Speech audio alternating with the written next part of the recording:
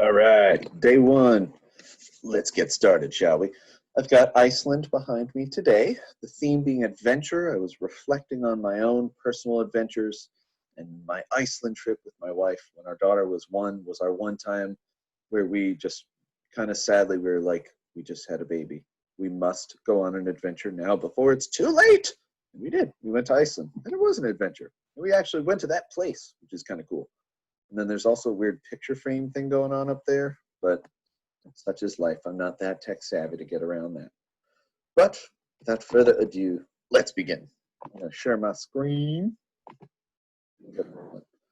Before we go too deep into what's happening in Paul's life at this point, I want to briefly tell you about where we're getting this stuff from. We're getting this from two books in the Bible called Romans and Acts. And Romans is a letter that Paul wrote to his buddies who were living in Rome. So it's a personal letter. And Acts is a book that was written about all the stuff that people who had followed Jesus and who became followers of Jesus soon after his death and resurrection and ascension. It's about all the stuff they did. So these sources we have are from the time that these events are happening. Paul wrote his letter to his buds in Rome in the 50s, like the year 50s, as in like 1970 or so years ago. And Acts, it's believed, was written around the year 60. Yeah, we're in only double-digit years. So cool that we have these sources. Moving on. When we start this story, Paul has already been on a lot of adventures. Looking at the map in front of you, all these ones over here in purple and blue and dotted red, those are trips he's already taken when we come into the action. This over here is Greece. This here is part of modern day Turkey. And this over here is where we find Jerusalem, which is where he is when we begin.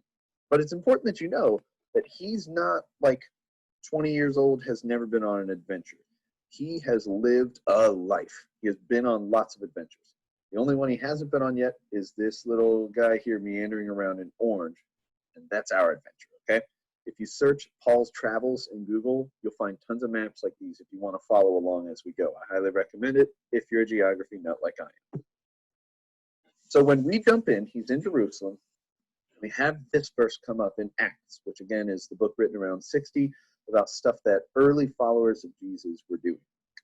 And it says, looking intently at the council, Paul said, brothers, I have lived my life before God in all good conscience up to this day. Okay, read that back. Go back a little bit. We have questions, right?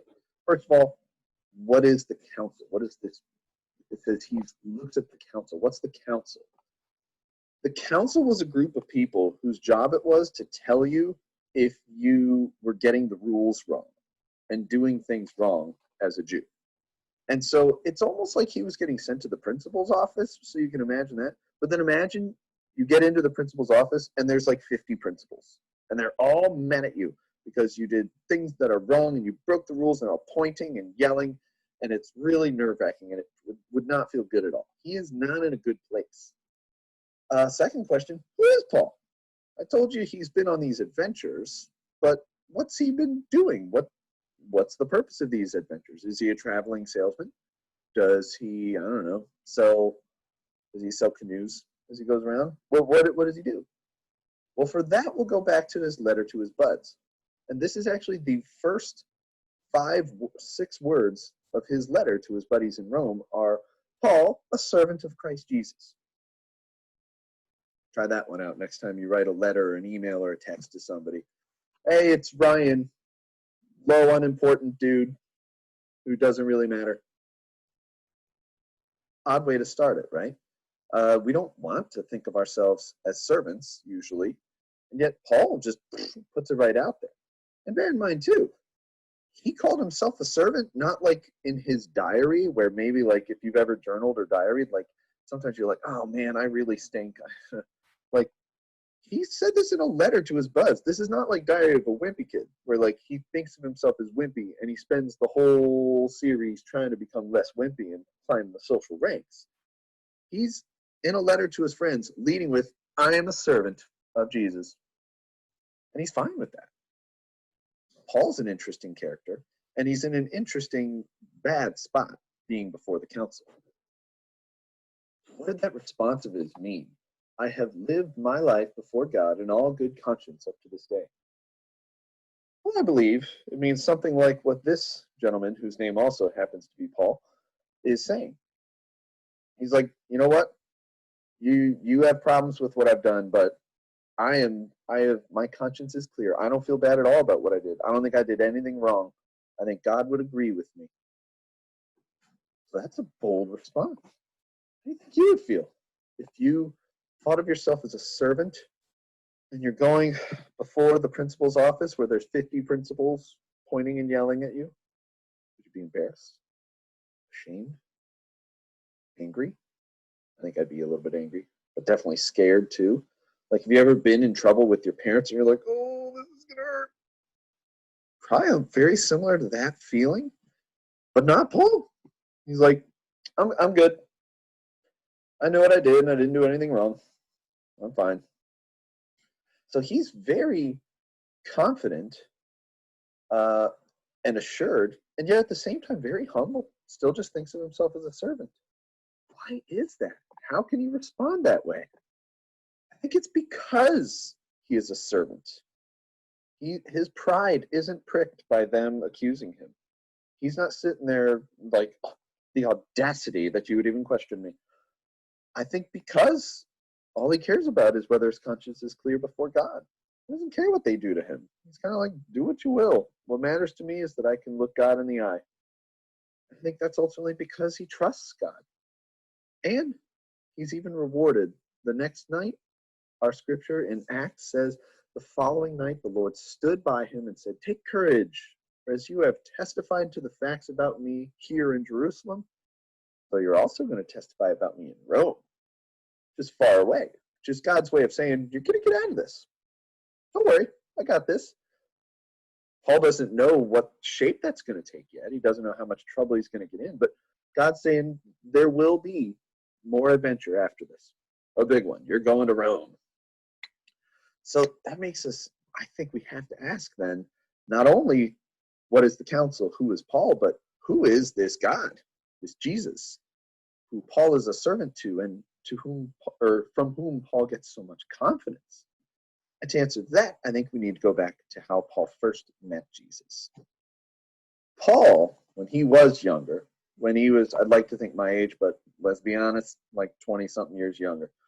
When he was a young man, he was absolutely devoted to God. He wanted to follow all the rules.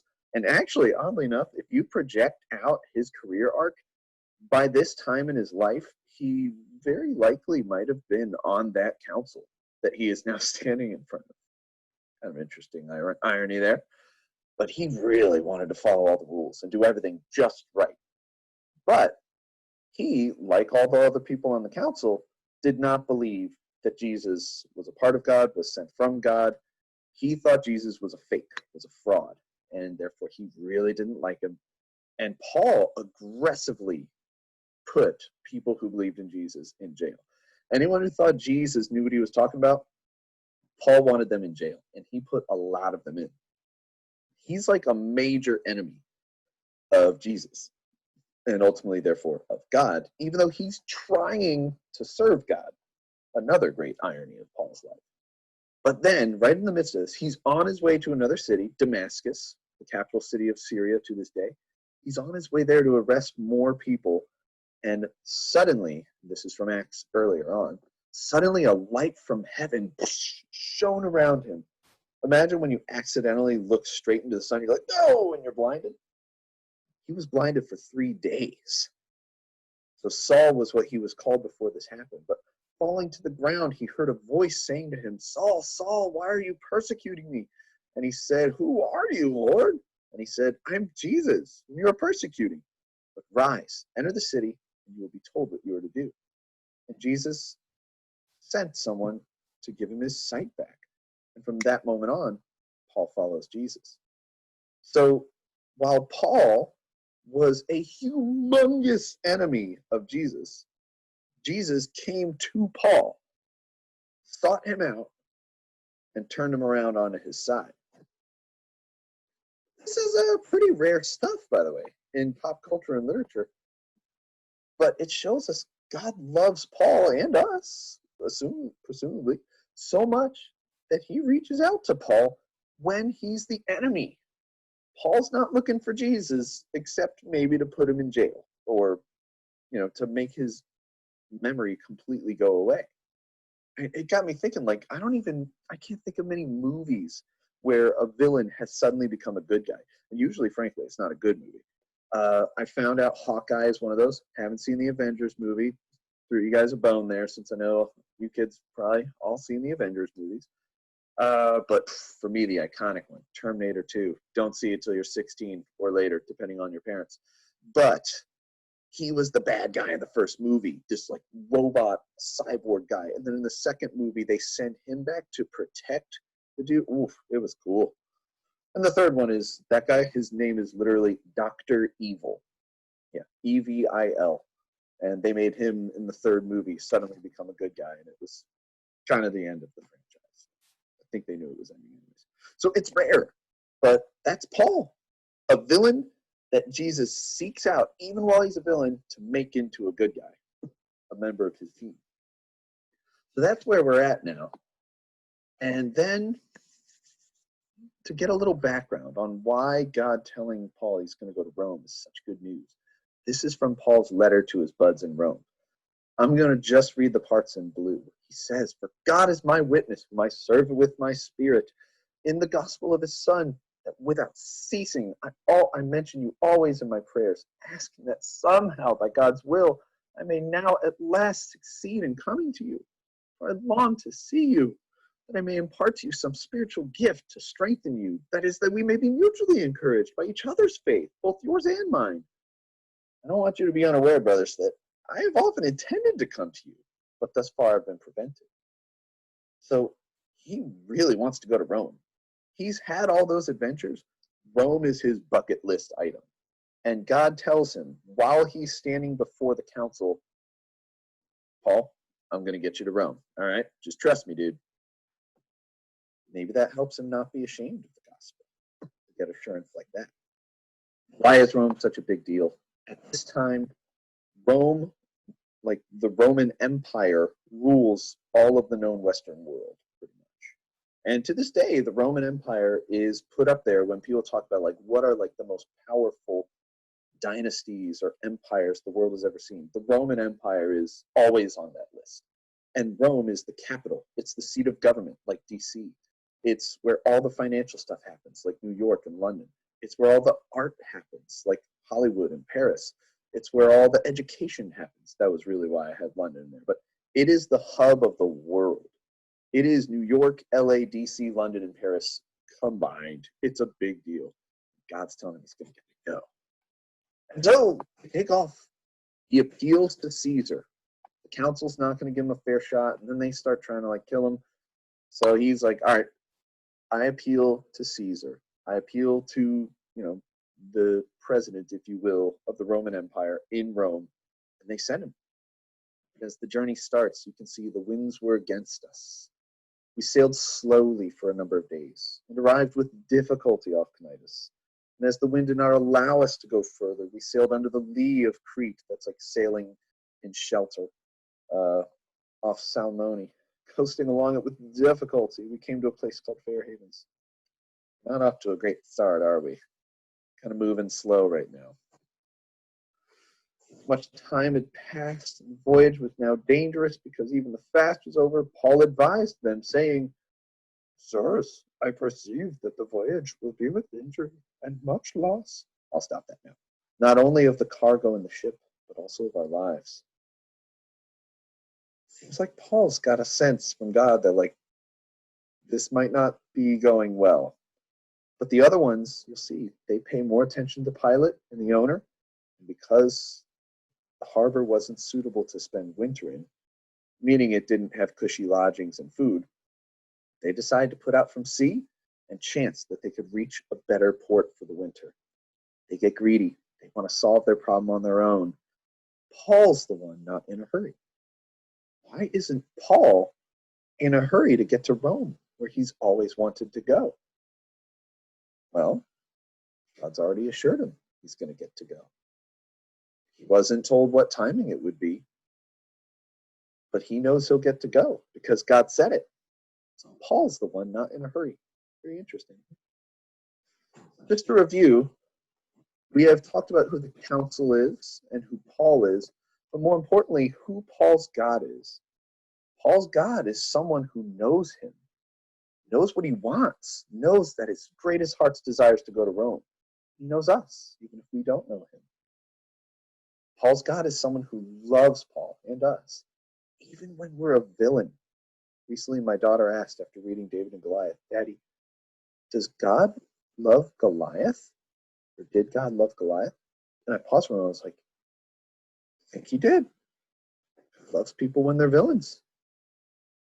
And Paul's God is someone who gives Paul and can give us confidence and assurance. And yet combined with this humility of being a servant. But in being his servant, somehow Paul gets this confidence. And directly, Paul is given assurance. Quite a God to know, right? What do you think this is going tomorrow? Is Paul going to be right? I think we all know by now that he is. Show of hands. How many people think Paul's going to be right and it's going to be bad? 96. How many of you people think it's going to be just fine? Show of hands. 7 of you. Wow, I'm surprised even 7. All right, well, you 7, you're going to be surprised. I'm just kidding. I can't see any of you. Bye, guys. See you tomorrow.